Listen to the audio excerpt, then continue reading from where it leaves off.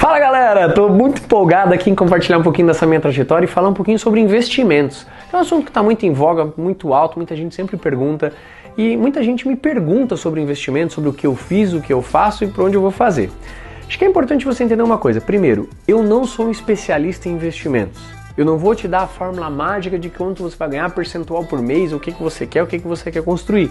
Mas qual que é o objetivo desse vídeo? Te contar a minha história, como eu saí do zero, como eu cheguei à independência financeira, como eu gerei um patrimônio e principalmente como eu, Rodrigo, junto com a Areta, minha esposa, o meu planejamento familiar, como eu trabalho os meus investimentos. Porque não existe uma fórmula secreta, uma fórmula mágica, tá? Então esse é o grande ponto importante de te passar. Agora, para você entender um pouquinho mais e a gente entrar em coisas mais técnicas, primeiro eu vou começar para você entender quem sou eu, como é que eu vim parar aqui, o que eu tenho em relação a essa criação, como eu tenho essa criação, como eu gerei isso, de onde eu saí. Primeiro ponto, eu saí totalmente do zero na minha vida, eu falo em relação a patrimônio, eu não herdei nada, eu não vim de uma família que herdou nada, né? Eu sou filho de uma professora de escola pública aposentada, meu pai gerente de banco aposentado, uma família classe média, nunca passei fome na minha vida, mas nunca tive as escolas particulares, estudei em escola pública até o segundo grau, uma infância normal, acho que como qualquer classe média aí brasileira. E qual que é o tipo de educação que eu tive, mas não é nem dos meus pais, é da educação normal. Normalmente a gente é formatado, eu vou usar muito a nossa amiga aqui, porque eu gosto de rabiscar para talvez você entender mais. Imagina que eu imagino que a gente é assim, a gente é igual um copo de água, que aí vem o pai, a mãe, tem uma ideia, ele imputa um pouquinho dentro do copo de água.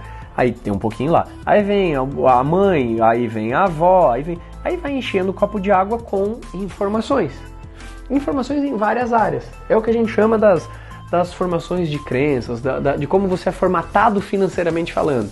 Como meus pais foram formatados? Meus pais foram formatados, meu pai saiu da roça e passou no concurso público do Banco do Brasil. Estudou a vida inteira, meu pai me falava, quando eu tinha 18 anos, cara, faz um curso, eu sei que você não quer, Rodrigo, mas faz um concurso público. Vai para um concurso público, vai para um TJ, para um PF, para uma Polícia Federal, ele me dava os concursos escritos, mas não era o que eu queria para mim. Primeiro ponto, para a gente falar de investimento, você tem que falar de geração de riqueza, mas para falar de geração de riqueza, você tem que falar de mentalidade, de o que você pensa hoje sobre negócios, né? E aí eu olho para trás na minha história, quando eu estava com 18, 19 anos, na minha timeline, eu vim como todo mundo cresce, faz uma boa faculdade e procura um emprego. Primeiro ponto, então o emprego, você ganha lá X reais, você tem um retorno dentro daquele emprego.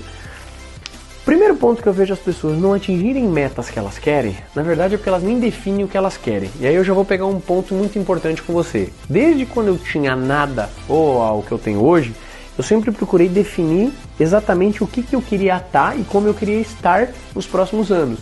Mas é importante que seja condizente com a tua realidade. Naquele meu exato momento de vida, eu nunca esqueço. A Areta, que é minha esposa, a gente estava trocando ideia do que a gente queria. Com 20 e poucos anos, o que a gente quer lá na frente da vida, né? E ela fala que uma coisa que chamou a atenção, porque o copo da Areta era diferente do meu. A Areta veio de uma família que ela tinha os pais que também saíram do zero, mas no entanto tinham construído patrimônios e já trabalhavam o conceito de renda residual, geração de riqueza e outros padrões financeiros de vida. Gente, não são padrões de comportamento, não são padrões de educação, sabe? Educação de um bom dia, uma boa tarde, uma boa noite. São educações de padrões financeiros. Para quem lê o livro Pai Rico, Pai Pobre vai entender do que eu estou falando. Comportamento pobre e comportamento rico, tá?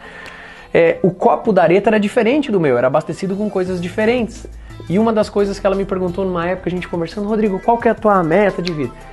Eu muito seguro respondi de boca cheia, Areta, a minha meta de vida é, aos 30 anos de idade, eu tava com 20, tá? Então uma timeline de 10 anos, eu ter um patrimônio de 100 mil reais.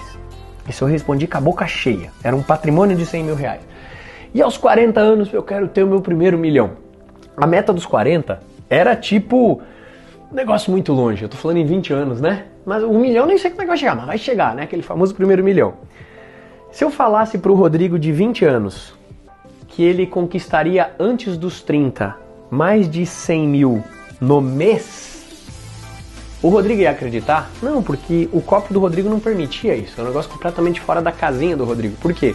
Porque o meu copo tinha sido abastecido pelos meus pais, pelos meus avós, pelo ambiente que eu vivia, onde, por exemplo, meu pai trabalhou a vida inteira, ele tinha um apartamento e um carro, onde as pessoas financiavam a vida inteira para conseguir bens.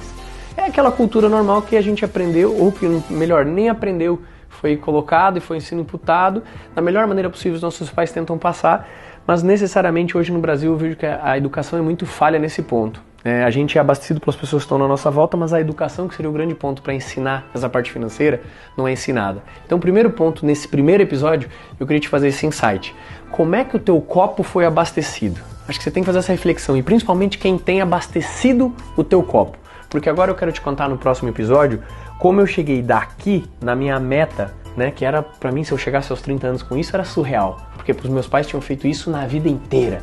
Já seria algo surreal. Como eu cheguei nisso aqui antes dos 30 no mês? E aí, essa é uma trajetória de 10 anos que eu vou no próximo episódio compartilhar com você. Te vejo lá. Valeu!